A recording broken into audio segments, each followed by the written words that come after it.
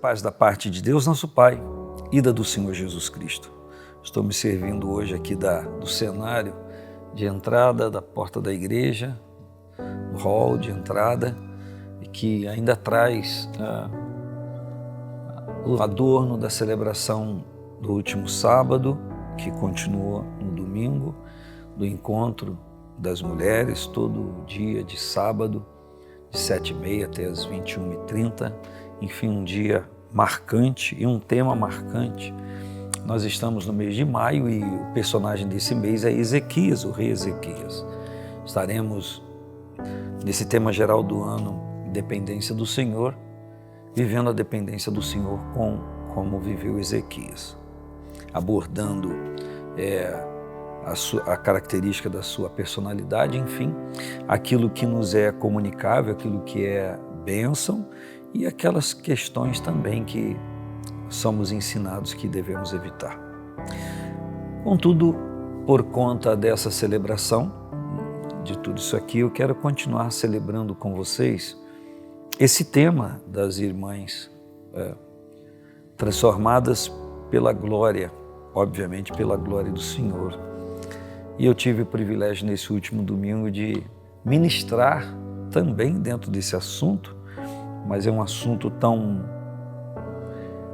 inesgotável, um assunto que é contínuo na nossa vida, porque nós precisamos a cada dia continuar sendo transformados pela glória de Deus, por aquilo que Ele renova também no nosso entendimento.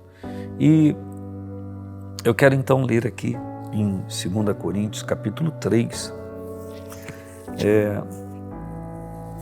precisamente no versículo 18. Todos nós, com o rosto descoberto, com cara descoberta, refletindo como um espelho a glória do Senhor, somos transformados de glória em glória, na mesma imagem, como pelo Espírito do Senhor. O versículo que antecede diz que o Senhor é Espírito, e onde está o Espírito do Senhor, aí há liberdade. Liberdade para conhecer a Deus, liberdade para se envolver com o Senhor, transparência.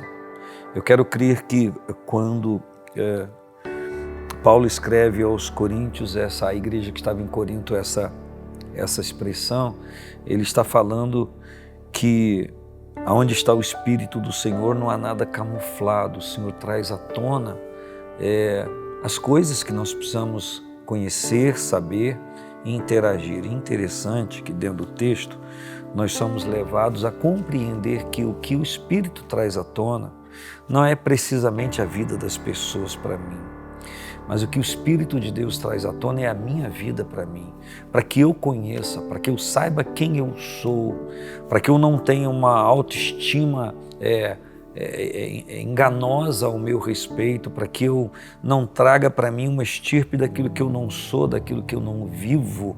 Ou seja, o Espírito Santo me mostra, me revela quem eu sou diante da glória de Deus, diante da presença do Senhor. E esta palavra, ela é contextualizada em algo que aconteceu na história do povo de Israel, da experiência que tiveram em ver o rosto do seu líder, Moisés, resplandecente, de formas que aquilo os incomodava. Incomodava tanto que eles conseguiram enxergar além do rosto de Moisés, eles conseguiram saber da grandeza de Deus, da revelação de Deus ao homem chamado Moisés, e que eles estavam à parte disso. Eles não viveram isso.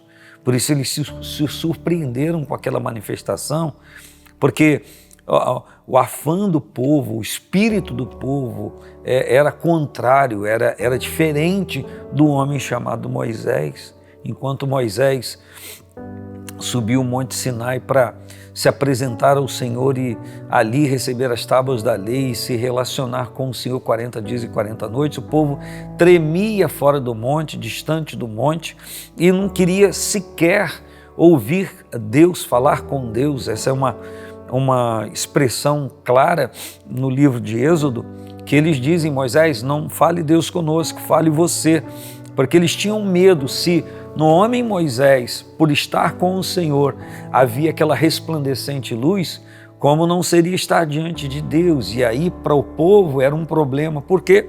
Porque haviam coisas da vida deles que eles não queriam se livrar, que eles não queriam romper e que sabiam que Deus sabia. E por estar diante do Todo-Poderoso, não seria suportado aquela inclinação carnal, aquele pecado.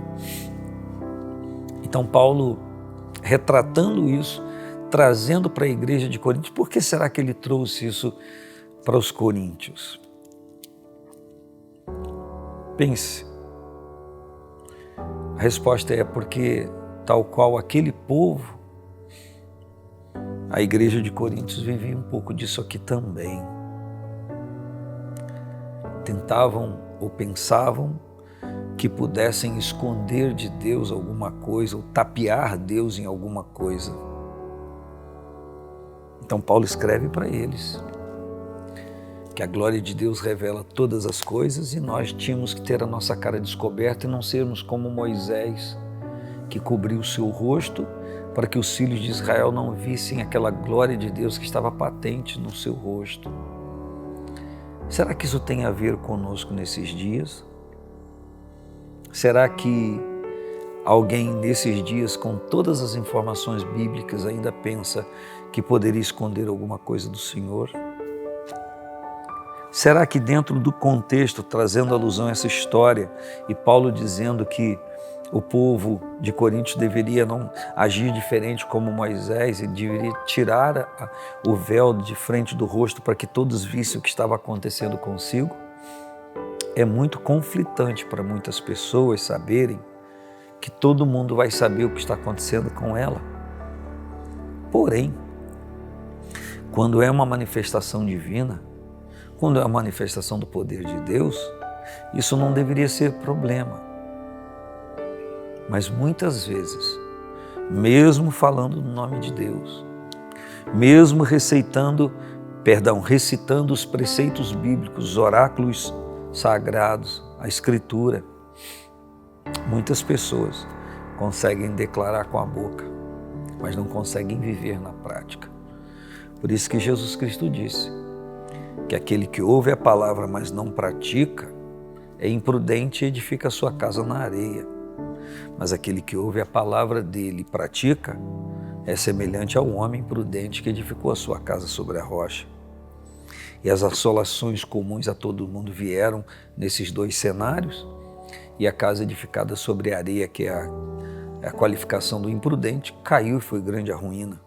Mas a casa, a vida, a pessoa que estava edificada sobre a rocha, que é Cristo, que ouve a palavra e pratica, sofreu as mesmas intempéries, as mesmas dificuldades que todo mundo sofre, mas não caiu, porque estava edificada sobre um fundamento sólido. Assim é aquele que vive na presença do Senhor. Que esta graça, que esta glória esteja presente na sua vida de uma maneira muito especial. Um grande abraço, paz do Senhor Jesus.